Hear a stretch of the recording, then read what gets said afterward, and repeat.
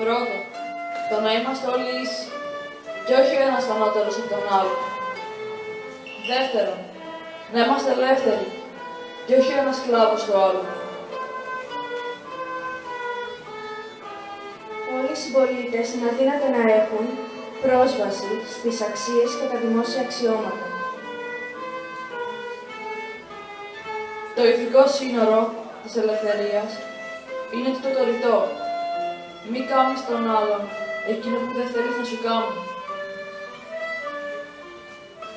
Όλοι χωρίς εξαίρεση έχουν χρέος να γνωρίζουν γράμματα.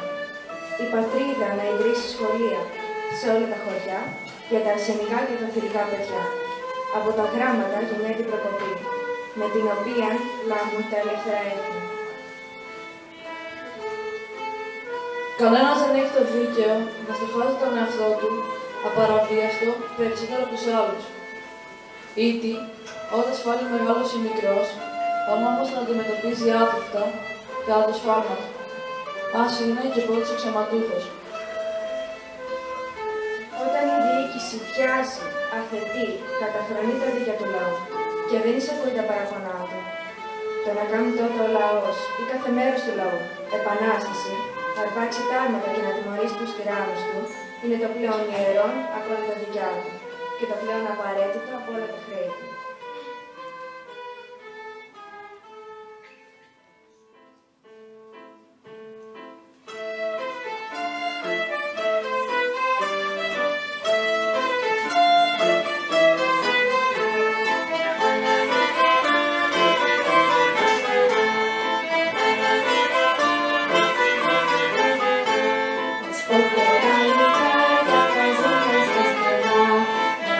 Στα λετάρια στις